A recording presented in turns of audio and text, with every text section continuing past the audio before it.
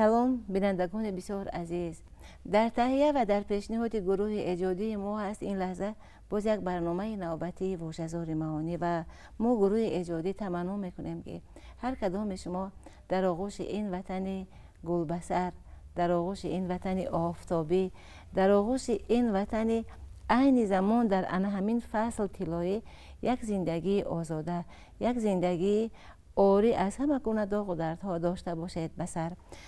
مهمان هستند در برنامه ما، چون ما با کمال احترام دعوت کردیم، با یک جهان اخلاصمندی دعوت کردیم و سپاس که ایشان نیز وقت یافتند، پذیرفتند و آمدند. استاد ارجمند، دانشمند، نامزد علم‌های تاریخ، استاد نور محمد امیرشاهی و خاطر زبان مادری ایشان دعوت شدند و صحبت خواهیم کرد در گرد همین موضوع، زبان در مسیر تاریخ، و امید میکنیم که هر کدام شما به حیث وارثان همین زبان، وارثان همین کلام بسیار ناب توجه خواهید کرد به محتوای صحبت ما، باز خواهید کرد در دل را به سوی ما و میتوانید که بکشاید از محتوای صحبت اسرار نهان زبان ناب مادری. استاد ارجمند به برنامه ما خوش آمدید. صدقه محبتتان، صدقه احترامتان. چون مصرعی هست که زبان در دهان ای خردمند چیست، ما هم همین سوال را پیش میگذاریم که زبان در دهان ای خردمند چیست؟ زبان برای ملت تاجیک که از تبار آریایی است و زبانش هر وقت تغییر یافته است. زبان ما؟ بله. دولتداری های قدیم داریم، مردمیت، خلقیت های قدیم داریم، اما در مسیر تاریخ زبان ما هر وقت شکل خود را دیگر کرده است و اما در امتداد تقریباً 1500 سال فقط آن زبانی است که امروز ما با آن متکلمیم و من میخواهم که در این صحبت از همین 1500 سال اخیر سخن گویم. بفرمایید. یعنی که از زبان آریایی قدیم یا میانه، یعنی که از دوره هخامنشی ها یا اینکه پارتی ها، فارسی ها. این زبان فارسی که میگیم از همون ایرانی میانه است، بله، که امروز بعضی ها در حراسن که برای چی این خیلی میگیم، از اصل معنی که مردم کمتر آگاهند. یعنی که از همین 1500 سال اخیر، یعنی که زبان پدید آمد با نام زبان پارسی دری. یعنی که زبان پارسی 3 مراتبه شکل خود را دیگر کرد.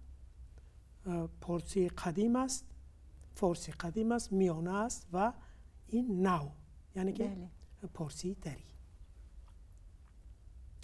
در سرچشمه های تاریخی و مخصوصا سرچشمه های کتابی اولین بار شعرها نوشته شدند با این زبان. بله.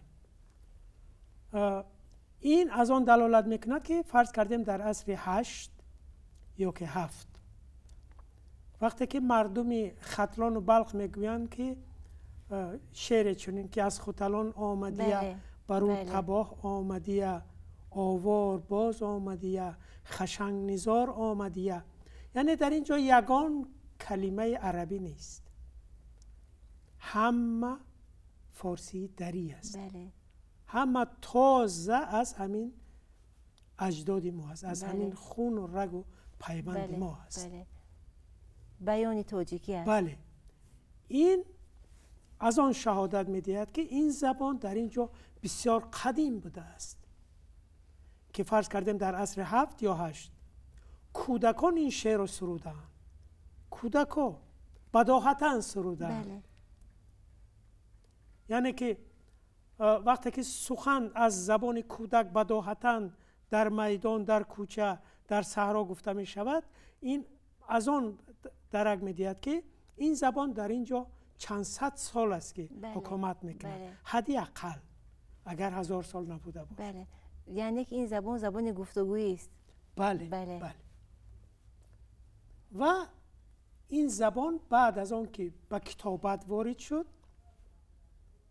و به دربار رفت و میگویند که زبان دری از اینجاست، که یعنی که زبان درباری که شد زبان در این عنوان گرفت، یعنی که یکی از زبانهای مقدس و معتبر اقوام آریایی بوده است که به دربار عمومی آنها رفته است. میگویند که در دربار ساسانیان بود که در آنجا این نام را گرفت و در زمان اسلام در دربار، مخصوصا در دربار سامانیا رایج شد، ادبی شد، علمی شد، کتابی شد و جهانی شد.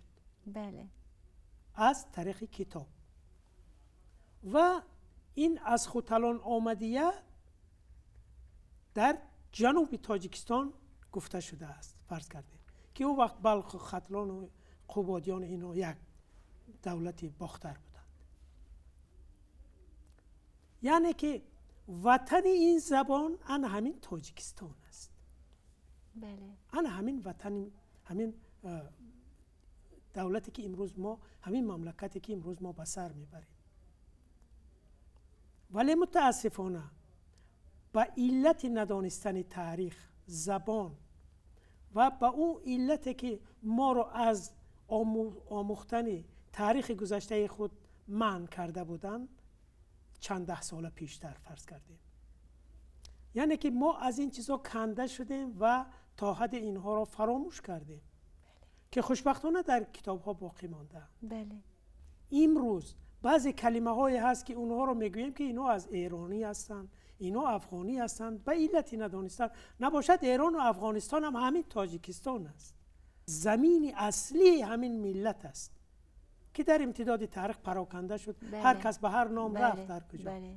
تقسیم شد. بله. خب اگر حاضر از آن سببی که جهان دیگر است، ملت شناسی و سیاست بازی های گوناگون که در جهان رایج است، در هر صورت ما باید همین شعر اولیه‌ای که در زبان پارسی در کتاب‌های عربی فرض کردیم، در تاریخ طبری که با عربی نوشته شده است و این شعر با فارسی آمده است در اونجا، یعنی که ما باید این در تاجیکستان بسیار عزیز و محترم بدانیم و پیشنهادم شده بود که باید که یک کنفرانس بین المللی شود در خصوص زبان دری و در خصوص قدیمه بودن زبان دری. بله بله. و همین کنفرانس بین المللی در تاجیکستان شود تا اینکه تمام دانشمندان عالم بیاین و ثابت کنن که واقعا همین زبان زادگاهش همین جا است. به زادگاه زبان بیاین. بله بله. یعنی که این من برای چی میگویم؟ برای آن میگویم که همین زبان در امتداد تاریخ با نام پارسی دری در امتدادی حداقل 1300 سال در تمام کتاب‌های جهان که از این زبان نام کردن با همین نام یاد کردن. بله.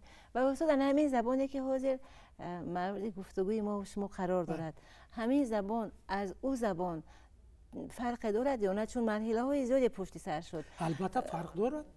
بسیار به تاثیر نبود این مرحله ها. فرض کردیم همین زبان روسی است 400 500 300 سال پیش با حاضرا مقایسه کردن نمیشه، نمیفهمنش، دیگر خیلی است.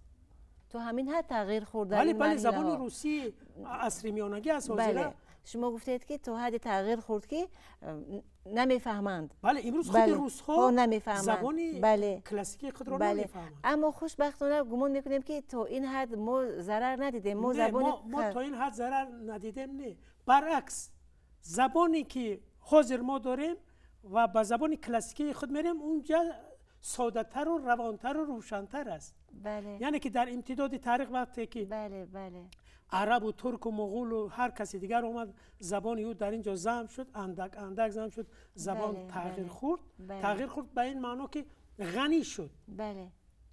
در ترکیب او کلمه های دیگر هم وارد شدن. البته زبان فرض کردیم در دوره سعدی اوجی زبان فارسی است. بله. در گلستان. اما زبان های میانه و قدیم فارسی اونا البته تماما فرق دارن و یا تماما شکل و چیزشون دیگر است. ما درباره همین زبان امروزه که متکلم هستیم و 1,500 سال باز زنده آماده شده است و تا به امروز خیلی زنده است، همین گفتنی است. خب این زبان چگونه شکل گرفت؟ بله. چگونه با وجود آمد؟ بله. چیها با وجود آوردنی را با کتابت چخیل وارد شد؟ اساساً تا جایی که از تاریخ ها معلوم است، اساساً در زمان اسلام این زبان بعد از آن کتابی و رایج شد که امام اعظم فتوا داد که با زبان فارسی میتوان نماز گذارید و دیگر احکام شرعی را انجام داد. بله.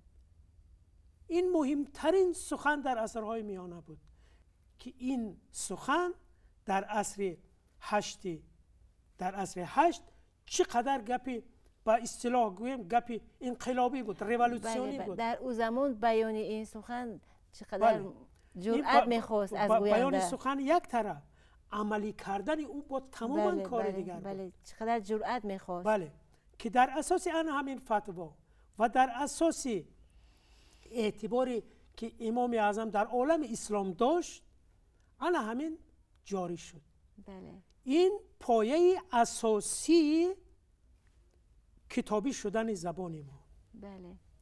ادبی شدن آن، علمی شدن آن، زنده مردمی شدن آن و اتحاد آوردن تمام اقوام آریایی. بله. فرض کردیم سغده دیگر خیلی بود سخنش، باختری دیگر بود، مازندرانی دیگر بود، فارسی بله. دیگر بود و امثال همین. همه اینها رو همین فتوا همه اینا گرد آورد که متاسفانه به علت ندانستن تاریخ و به علت آن تعصبات ساخته که در زمان شوروی بر ما بار کردن، مخصوصا بر دانشمندان ما، و تا به حال از این به اصطلاح از این یوغ خود آزاد کردن نمیتوانند که این پدر بزرگوار ما چی کاری را انجام داد. بله. اگر فتوای او نبود، این قدر دولت‌های ترکیه که بعداً با وجود آمدن این زبان ما رو کیها از بین می‌بردند. از غزنوی‌ها شروع کرده، سلجوقی‌ها کجا و زبان فارسی کجا و سامانی کجا، یا که قره‌خانی‌ها، ترکایی که از شرق آمده بودند، همه اینو مغول‌ها، بله. ایمپریای بزرگ جهان ساختن، اما اونها هم که مسلمان شدن،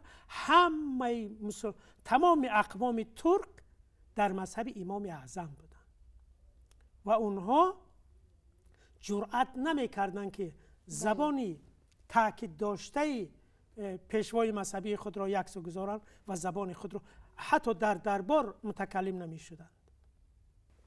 این سبب اساسی ترین سبب ماندگار شدن زبانی فارسی در عالم اسلام بود.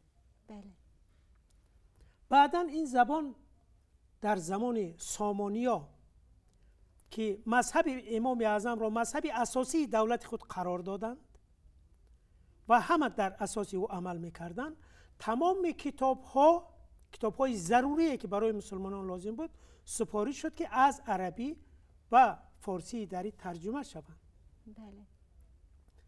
و اینها از قبیل تاریخ طبری، فرض کردیم حدود العالم در همین دوره نوشته شد، از تفسیرهای طبری و قسمت‌های کتاب‌های دیگر که در این دوره ترجمه شدند. یعنی اینها اساسی زبان ادبی فارسی دری را گذاشتند. بله. و همین خیلی گذاشتند که تا به حاضر آمد. تمام ترک و مغول و هر چیزی که آمد حکومت کرد، این زبان در اختیارش بود، جرأت نکرد که او را تغییر دهد. حتی یک چند کلمه به او افزودن اما تغییر دادن نتوانستند، اما اختصار نکردند. خب اکنون آیا می شود گفت که با یک فتوا این کار انجام شد؟ این فتوا آغاز کار بود و این اجازت کار بود. بله. که بعد از این پدران ارجمند ما در پی کار شدند. ابن مقفع یکی از بزرگترین دانشمندان عالم اسلام است. مرد تاجیک است. هر قوم هایی که در عصرهای میانه هستند با نام تاجیک شناخته می شوند، تمام ایران زمین، افغانستان، ازبکستان، آسیای میانه، تاجیکستان همه با نام تاجیک شناخته می شوند.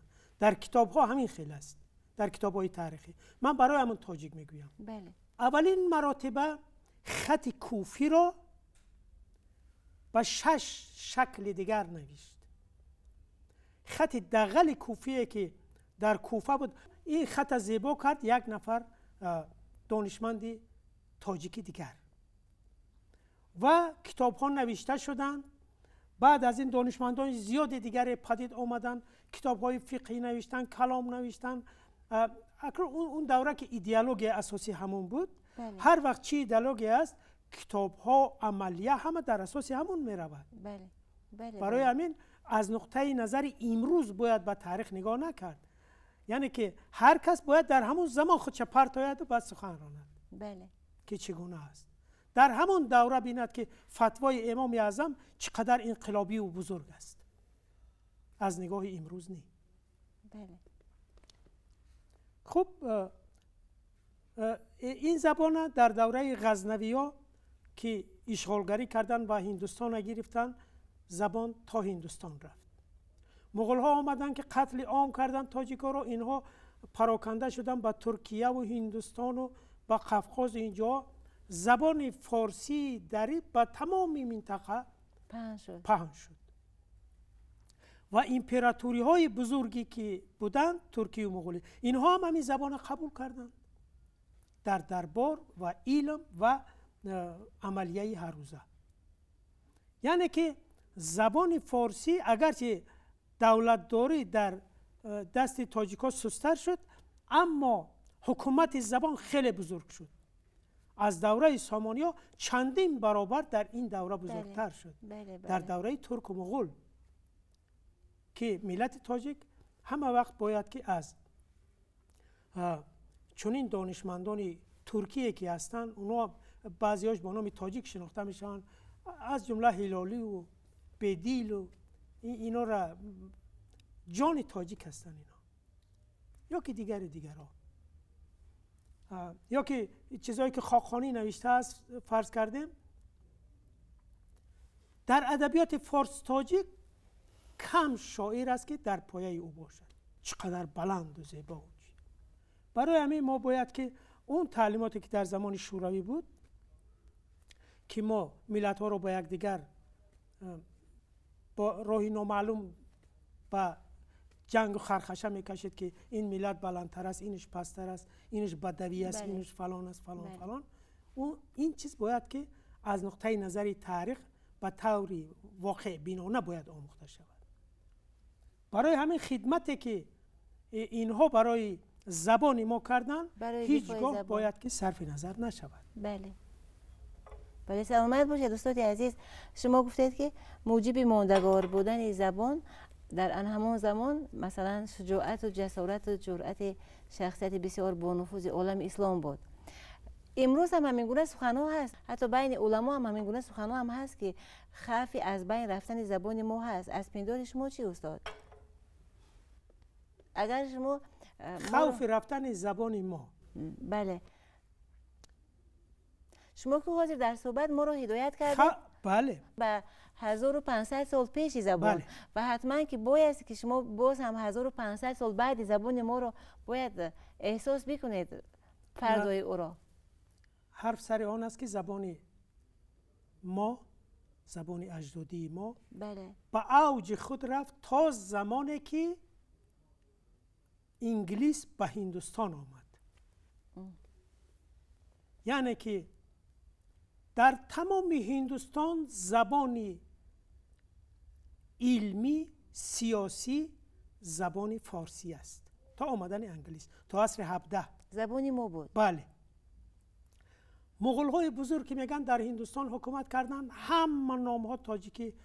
فرض کردیم اورنگزیب، جهانگیر، همین خیل امپراتورای بزرگ هند هستن. اینا همه شاعر بودن، با فارسی، اشعارشان با فارسی است، سخنرانیات، تمامی فرمان ها که صادر کردن. بله. یعنی که در اون اوج بود.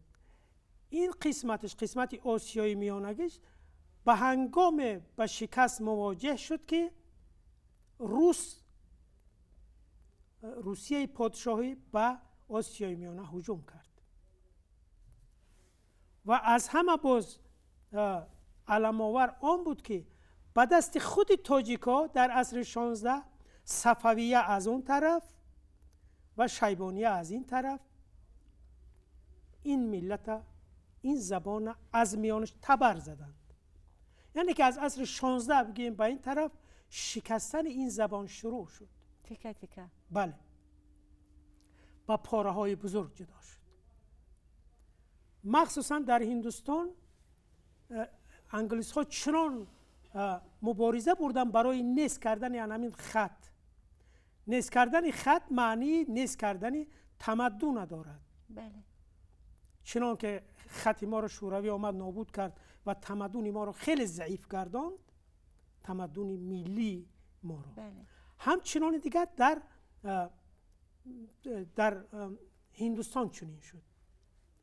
اقبال بزرگ که در همون زمان است و تمام مردم منطقه را به زبان فارسی با مبارزه علیه همین مستملکه‌داران دعوت میکند. بینید که و هندو بود با زبان فارسی به هم مراجعت میکند برای که تمام عالم اون وقته منطقه با زبان فارسی بله. متکلم بود. بله بله. یعنی که اونا میفهمیدن این چیزا. بعد از آن در زمان شوروی جمهوری آسیای میانه که شد، تاجیکستان یکی از مضافات‌های خوردی سرزمین بزرگ ملت تاجیک است که در همین جا خوشبختانه اگرچه خیلی کوچک و چی بود در همین جا جمهوری تأسیس شد سال 24 و بعدا 29. بله بله. و زبان ما در این دوره ملت سازی های صنعی که بود مصنوعی، در اینجا زبان فارسی در با نام زبان تاجیکی قبول کرده شد. گفتن که هر یک جمهوری باید که زبانش با نام خودش، خلقش با نام زبانش باشد. بله. با نام دولتش باشد. تاجیکستان تاجیک، قرقیزستان قرقیز، ازبکستان ازبک، همین خیلی. خب همین در اساس همین ساخته شد. اما ملت تاجیک که در امتداد 1000 سال تشکل یافت و معروف بود با همین نام معروف است، همچون ملت، همچون خلقیت، همچون مردم. بله. اما بله. زبانی فارسی داری. بله. چون زبان قدیم که بود می آمد و هر 1000 ساله نامش دیگر میکرد. یعنی که ما پیوسته آمدیم که چنان شکسته شد و در تاجیکستان مختصر شد گویا. بله بله. به نظر چنین میرسد. در افغانستان که حکومت دورانی غالب آمد در اونجا فارسی زبان ها بسیار تعقیبی سخت می شدن، اما زبان خودش از دست نداد. در اون مرز. بله در اون مرز. در ایران که خب این دیگر اگر چنده که دولت های ترکی و دیگر آمدن اونجا را گرفتن، در هر صورت زبان فارسی بود که خوشبختانه امروز هم بسیار معروف و معتبر و مستحکم است. بله. همچنان دیگر در ازبکستان شکسته شد و قسمت در اونجا ما با مرکزهای البته معروف ملی ما. بله. اکنون حاضر میایم فقط در تاجیکستان صحبت میکنیم. بله. با نام زبان تاجیکی. همین زبان بزرگ فارسی دری با زبان تاجیکی که امروز گفتیم که به علت سیاست ها ما اینا قبول کردیم، بزرگان ما قبول کردن، در صدر کار که استاد عینی قرار داشتن قبول کردن. اما بزرگان ما استاد عینی، برتول، دیگران دانشمندای معروف روس که در اینجا بودن، سمیونوف، و اندریف، دیگران، همه اینها برتلس، اینها دولت شوروی را معتقد ساختند که زبان این ملت زبان فارسی دری است. بله. برای همین میگیم که فارس تاجیک زبان با نام ملت یک کردن، تیره فارس تیره تاجیک. این زبانش است، این قومش است، یعنی که خلقیتش است. و اگر چند شوروی اینا نمیخواست نام فارس، نه که دانشمندان معتقد ساختن که این خدمت بزرگی استاد ارجمند ما استاد عینی و دیگران بود. بله. که انجام شد. اما امروز ما همین اصطلاحی که به اصطلاح با نرخ جان دانشمندان ما مهر زدن، معتقد کردن شوروی را که این باید باشد و بود شد و تا به این اواخر همه به او عمل میکرد، زیرا که تاجیک از زبان جدا کردن هیچ امکان ندارد. ما اگر زبان تاجیکی میگیم به عصرهای میانه میروند، در سرچشمه ها چنین گپ نیست. اونجا زبان فارسی دری است و قوم تاجیک است. بله. و گفتن که تمام تاجیکان زبانشان پارسی دری است. بله. این بسیار روشن است در چی؟ در تاریخ. بله. در سرچشمه. اما امروز در نتیجه شوروی، در نتیجه 70 ساله که دو نسل فرض کردیم عوض شد، بله. در این دو نسل خط دیگر شد. وقتی که خط دیگر کردن، تماما ما رو از تمدن گذشته خود بریدند. اکنون صدها هزار کتاب، میلیون ها کتاب که در جهان با فارسی بود، برای ملت تاجیک دری آنها پوشیده شد. برای بعدینه ها دیگر بله. چون چشم خط نداشتن پوشیده شد. تمام. بله. خط دیگر کردن. تصور کنید که تمام مردم بی سوادند. حاضر تصور کنید که خط ما را بگیرن امروز، یک خط دیگر جاری کنن و بگوین که همین خط شما است و تمام اون چیزی که ما با سواد هستیم با او خط اون نیست. یعنی که ما بی سواد مرده هستیم. نمیدونیم که یک سال از پیشتر از ما چی گپ بود یا 10 سال پیشتر. انا در همین حالت ما را گرفتار کردند متاسفانه. و دانشمندان بزرگ ما به خاطر اون که این زبان رو مواجه به مرگ نشود و زنده ماند، فرهنگ زبان تاجیکی را ساختند و در پهلوی هر یک کلمه شکل فارسی او را نوشتند. بله. در 2 جلد. اونا میدونستند که شوروی مقصدش این است که تمام ملت ها را با هم مخلوط کند و مردم شوروی را با وجود بیارد، خلقیت سویتی را با وجود بیارد، یک مردم شود با زبان روسی. دیگر همه تمدن ها باید نابود می شد. برای همین هم در گذشته تا حتی بزرگان ما هم که از تمدن والای گذشته ما کم یاد میکردن، ما را چنین تعلیم میدادن، سپارش از مرکز شوروی. متاسفانه. و امروز همون کتاب ناجی زبان این ملت است، نجات دهنده زبان این ملت است و 40 سال از نوشتن او گذشته است. برای ما کتاب مقدس است. حاضر در زمان شوروی نرخش تا 2 سوم فرامده بود، حاضر از 1000 زیادتر میجویی نمیابی. بزرگان ما بینید که چی کار انجام دادن. اونا میفهمیدن که این عاقبت این ملت بسیار وزوین است. در فلان جاها اینا شکسته شد، در ایران نقل شد، در هندوستان چنان. در هندوستان بیشتر از 1 میلیون دستخط فارسی اکنون خواب است. کسی اونها را تحقیق نمی کند و قسمت قریب تخمین میکنن که کمتر از 1 میلیون دستخط فارسی تاجیکی در عربستان سعودی است. من تا جای خبر دارم از تاجیکستان کسی نیست که همین کتاب ها رو اقلا 1 نفر یا 2 نفر، اینستیتوت های تحقیقاتی که ما داریم 1 نفری حتی نه در هندوستان نه در عربستان سعودی به این دستخط ها کار نمیگیرن. انا این است مردن زبان، مردن تمدن که ما با چشم سر میبینیم. چنان که با چشم سر دیدیم که در جمهوری های همسایه ما تاجیکان در امتداد 30 سال 40 سال چخل در نظر ما چندین میلیون دیگر شد. بله. نابود شد.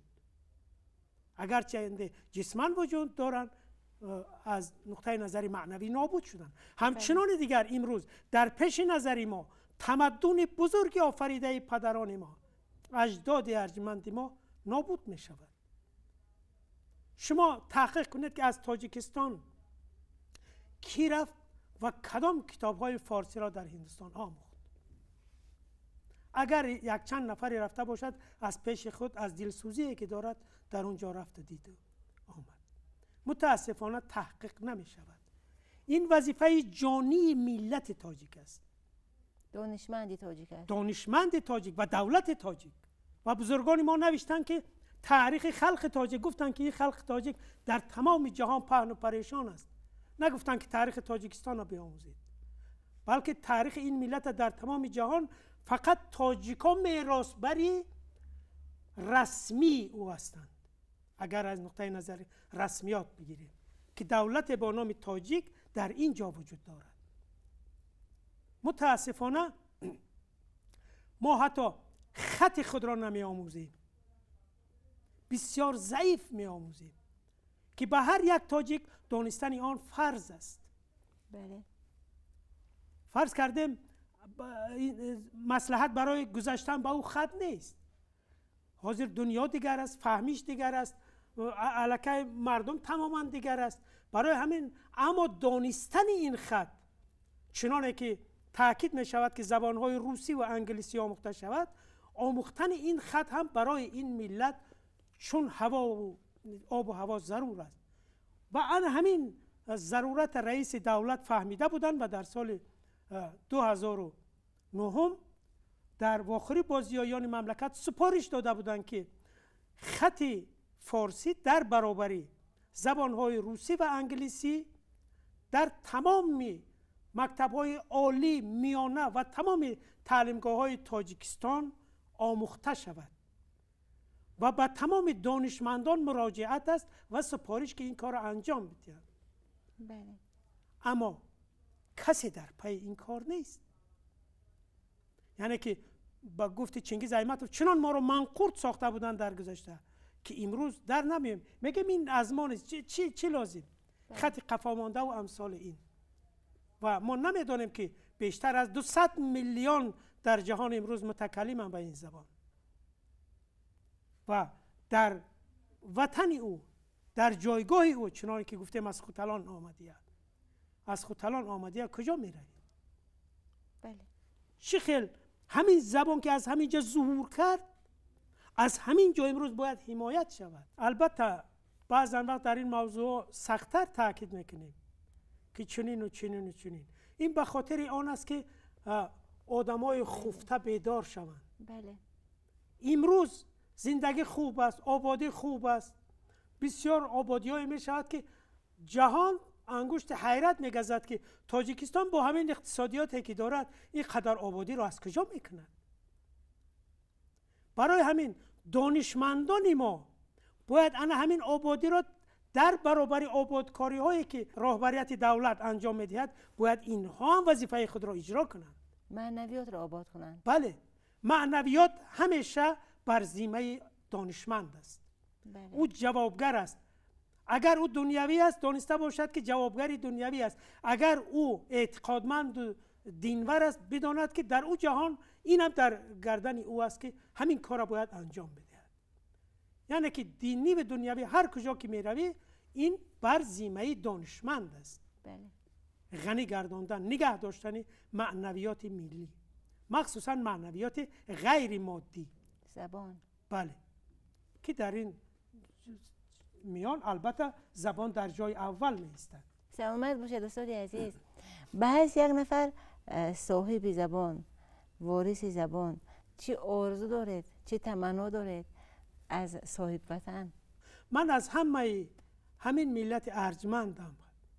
فقط یک خواهش میکنم که همه باید که از خط نیاگان آگاه باشند. بله. که موجودیت این ملت به واسطه این خط بود، هست و خواهد بود. این خط همین ملت به وجود آورد، ادبیات بزرگ او را به وجود آورد، زیبایی معنوی او را تأمین کرد، در تمام منطقه مردمان دیگر را به این واسطه تعلیم داد، اونها را نسبت به ما عزیز محترم گرداند و هر ملتی که در اطراف و چی است، ملت ما را از قدیم همچون ملت دانشمند میشناسند. بله. با واسطه این خط میشناسند.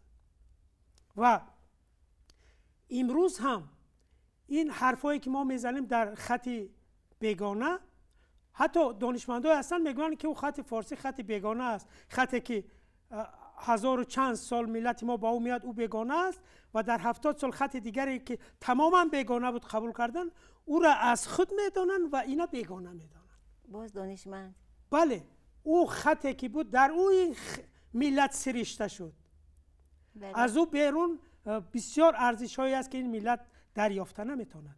برای همین من خواهش میکنم، التماس میکنم که این ملت از همین دور گرانبهای جانی خود باید که آگاه باشد.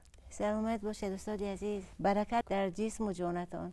میگویند که انسان‌های نجیب، انسان‌های نورانی مثل همون آفتاب پشت قلعه هستند که همیشه با حضور خود محفل ها رو، انجمن ها رو، دل ها رو روشن میکنند و مطمئنم استاد که مثل همون آفتاب پشت قلعه هستید که با حضور بسیار مبارک، با حضور، با پیشنهاد اندیشه های بسیار بکر و سازنده هر بار که مهمان میشوید همون نور رو میارید به صحبت ما و ما وقتی که پیشنهاد میکنیم با آرزو پیشنهاد میکنیم که همین محبت، همین صداقت، همین درد وطنداری و وطنسازی که در بیان شما، در حضور شما احساس میشود به قلب بیننده ما هم برسد، او رو نیز به ننگ بیارد، او رو نیز برای اقدام های سبز و سازنده وادار سازد.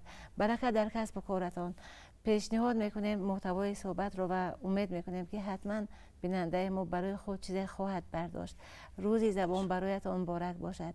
وقتی که شما از درد زبان میگویید ما هم برابر شما درد میکشیم و اما باز امید میکنیم که اگر شما هستید و چون شماها هستند این زبان خار نخواهد شد، این زبان مورد گفتگو قرار خواهد داشت و این زبان فردا خواهد داشت. استاد سلامت باشید. سلامت باشید. بینندگان بسیار گرامی، در برنامه نوبتی واژه‌زاری معانی حضور بسیار مبارک داشتند، ابراز اندیشه ها بنمودند، اینک توجه کردید. استاد نور محمد امیرشاهی، نامزد علم های تاریخ. آخر چیزی که عیان است دیگر چه حاجت به بیان است گمان میکنیم. پیشنهاد از ما دیگر قضاوت از شما. سعادت دارین نصیب ما و شما تا دیدارهای بعدی.